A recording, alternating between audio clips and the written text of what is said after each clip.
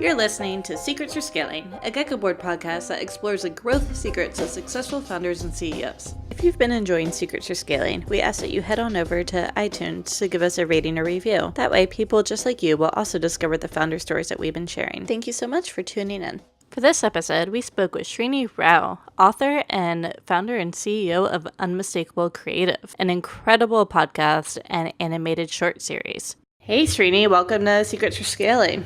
Hey, thanks for having me. Thanks for being here. To kick things off, for anyone who's not familiar, can you tell us a bit about what the Unmistakable Creative podcast is about and what else you're working on? What falls under the Unmistakable Creative brand? Yeah, so basically, Unmistakable Creative is a show where I kind of scour the web for insanely interesting people from every walk of life imaginable. I mean, our guests have included bank robbers, drug dealers, performance psychologists, authors, entrepreneurs.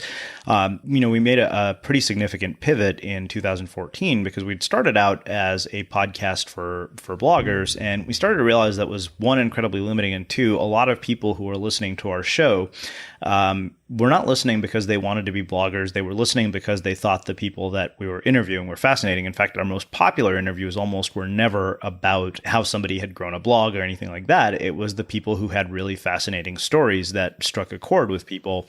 And, we started to realize, depending on the kinds of questions you ask, everybody could tell that kind of story. And of course, when we made that pivot, it kind of allowed us to just reach out to a whole other range of guests that we would have never been able to really connect with under the Blogcast FM umbrella. So in terms of what else we're up to with Unmistakable Creative, I mean, as you know, being somebody who's familiar with our brand, we've produced an animated series based on the podcast that aired on a YouTube channel with over 1 million subscribers. We've planned live events. I'm also a published author. I just had my first traditionally published book come out with Penguin Portfolio last year. And also, I'm a speaker. So it's kind of this multi-hyphenate career that you couldn't have really, actually planned. For sure. And you've definitely had quite the journey getting there. Not your typical entrepreneur road to success type of story. Do you mind sharing that with our listeners and how Unmistakable Creative came to be from your journey?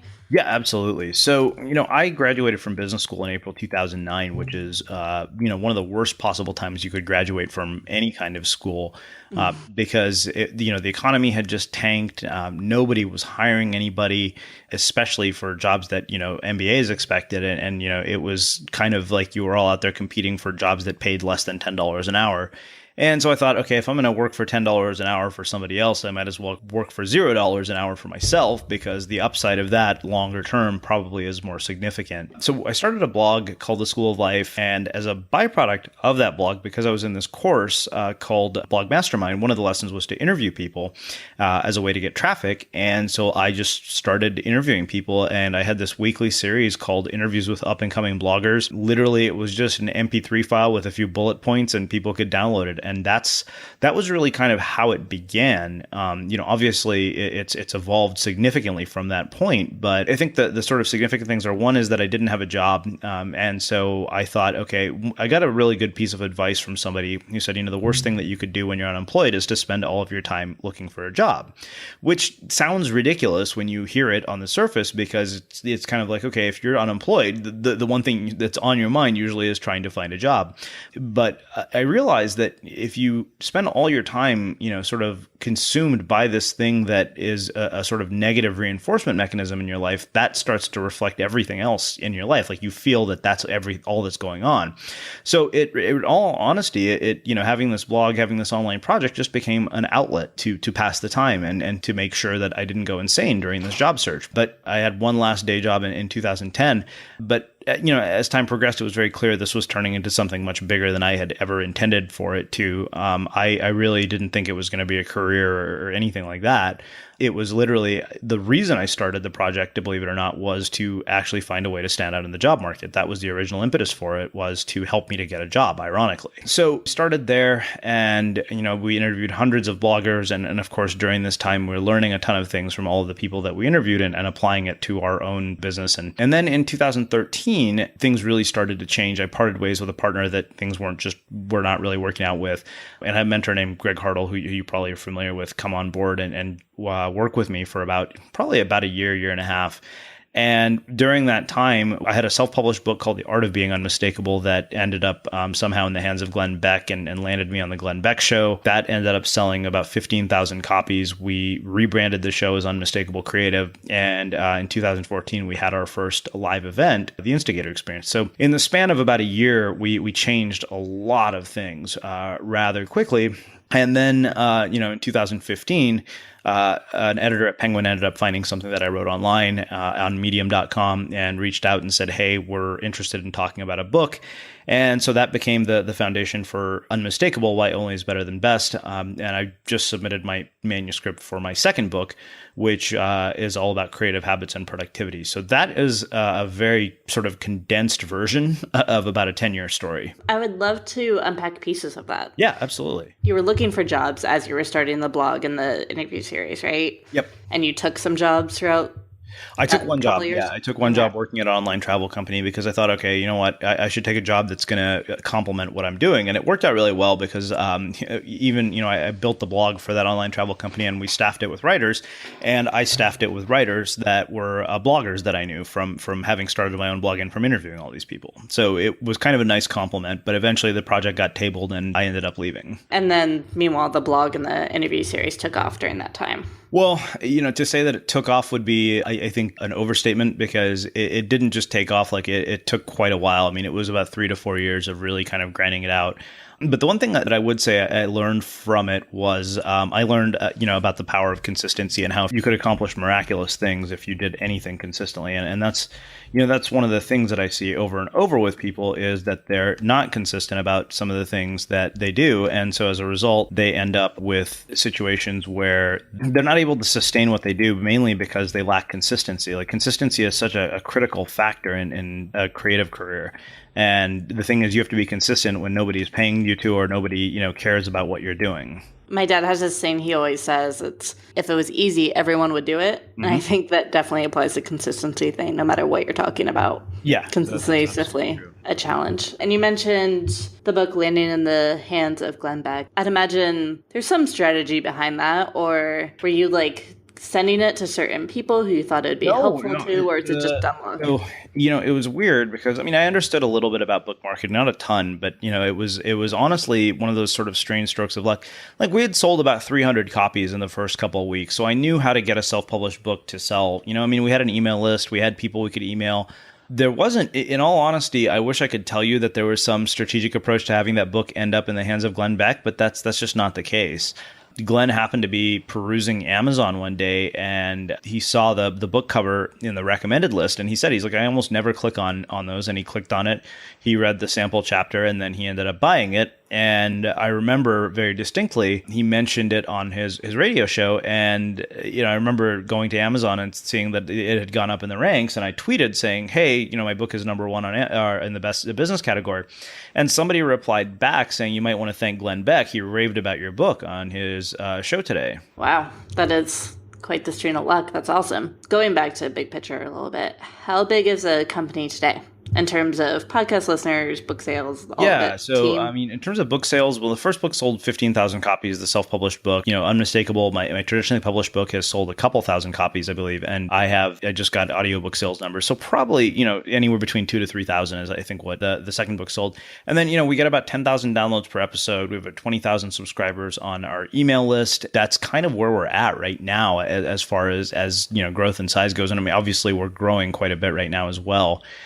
And then we have a team of 3 people. I'm full-time, and then I have 2 part-time coworkers, a business partner who's a CEO, and another content strategist who's been working primarily on content. Cool. And in terms of business model, is it mostly sponsorship? Interesting. So sponsorship is one component of it. Another is, advertising, sponsorship. And then of course we're working on a course right now. So the things that generate money for our business are basically the course that we're working on, advertising, as well as speaking. So those 2 things. And of course, I get paid to write books too. So it's like you're a media company that's productizing a bit. Yeah, exactly. That's a good way to put it.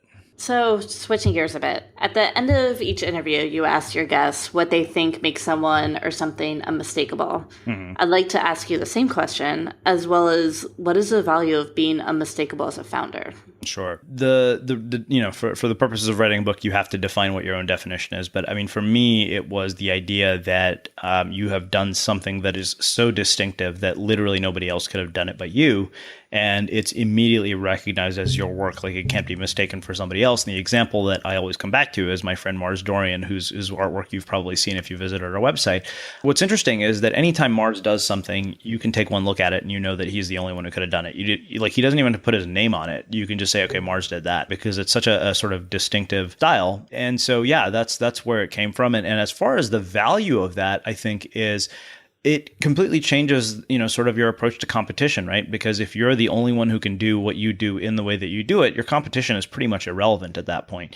And what happens when your competition is irrelevant is that people aren't, shopping and making decisions based on price. They're not making decisions based on like features and functions. They're making decisions based on the fact that, you have the thing that they want and nobody else can provide it to them. And you've spoken to hundreds of insanely creative people like Seth Godin, El Luna, Tim Ferriss, Simon Sinek, and a ton more about how they've blazed their own trails and rejected pressure to do conventional work. Have you identified any common denominators between their stories? And if so, what are they? Yeah, I did a piece on Medium which kind of answers this question, titled "The 6 Things That People with Interesting Careers Have in Common." Now, I don't remember all 6 of them off of the top of my head, but what I can tell you is that there are certain traits. One, I think, is a just complete disregard for the status quo. I remember, I think it was Seth Godin wrote in Linchpin, he said, a lot of these people who become entrepreneurs, like the Richard Bransons of the world, they actually have no choice. They've had to choose themselves their entire lives because the system kind of spits them out and rejects them, right? Like Richard Branson was dyslexic.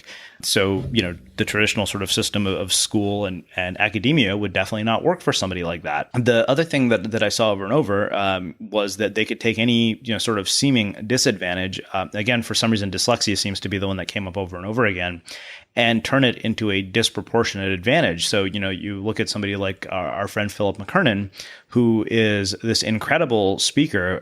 He's just poetic. Like, I jokingly say Philip McKernan could read a phone book and it would be inspiring. And yet, I think part of the reason for that is he has this sort of intuitive sense and this sort of feeling sense that he's had to develop because of the fact that he's dyslexic. So, reading, sort of taking in information in the normal format is not the norm for him. Those are a couple things. I think the other is resilience. Many of these people, I think, not only, do they turn disadvantages into advantages, they all seem to have gone through some sort of struggle.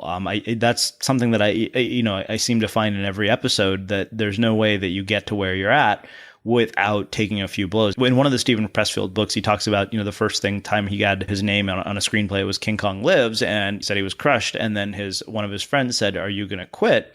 And he said, "No." He said, "Well," he's like, "then be thankful." He said, "You're taking a few blows. That's the price for being in the arena." And that's I think really those are some of the ones off the top of my head that I think they have in common. Have you noticed any common threads among the decisions they've made as they built their businesses or their careers? I think one of the things that I think becomes very interesting is that people become much more focused as they progress. I've seen it in many people. I've seen it in myself. What they say no to and what they say yes to changes significantly. I think I remember asking Tim Ferriss, "How do you decide what to say yes to?" And he said, "With great difficulty," because he probably has more opportunities than he knows what to do with. I think that they're very clear on what it is that they are their essential priorities. Because I think at a certain point, you have sort of these ego fueling accolades like getting a book deal or getting to do all this stuff. And then after a certain point, it becomes, okay, what's the work that's going to be the most rewarding and bring the most joy to my life, but also serve somebody else at the same time? So here's what I would really say is that I think there's this sort of myth of the "I've made it" moment, and the people who believe in that myth are the people who think that they haven't made it. But once you get to that point where you think, you what you thought would be the "I've made it" moment, you realize that the moment is all just a giant lie. And, I think the actor Ed Helms summed it up really well. Did an interview on the podcast with a guy named Sam Jones, and I wrote about this in Unmistakable. He said, life is a series of false horizons. And, this is coming from a guy who is at this point so famous that he's recognizable when he walks the streets.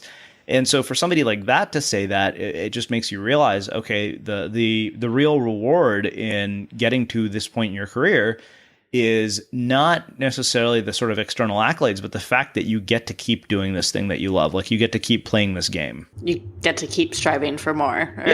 Whatever the next goalpost is. It's a great segue. In one of your articles, you say experimentation is essential for innovation and creativity. Mm-hmm. Can you elaborate a bit on that? Like, what type of experiment should founders be running? Well, here's the thing. I mean, it really depends on the nature of what you're doing, right? I mean, for most people, experiments, if we're talking about like, putting rockets in the moon, experiments are expensive. They're not as easy to conduct quickly. And yet, Elon Musk seems to move faster than NASA when it comes to that. If you think about it, I think the sort of minimum viable product approach is really sort of a key to effective experimentation. You want to be able to do things that, one, you can get rapid feedback from, that take little time to execute and actually provide you with valuable insight. Those are sort of the three things. And they shouldn't cost you a lot in terms of time or money. Those are sort of the factors that I would use to conduct an experiment. For example, when we did a live event 2 years ago, the first thought was, okay, do we really know anybody's going to come? So let's just put up a landing page and see what happens. And we kept promoting it. By the time, launch day came around, we had 600, 700 people on the email list, and it was sold out in 2 weeks. That's a really simple example of sort of, hey, here's the minimum viable product you could create. Taking that example, did you wait till you had a certain amount of signups before doing more planning for the event? Because events can be a beast. Yeah, I mean, we did wait till we had a certain amount of signups. Here's what it is, right? Every step you take is determined by the previous one. Like, you could get to a point where we could say, okay, you know what, like based on where we're at, it doesn't make any sense to continue this project because nobody's signing up and we're not making any progress with it. I know that this is going to be different for everyone and every project, but any tips for setting and measuring goals for these experiments?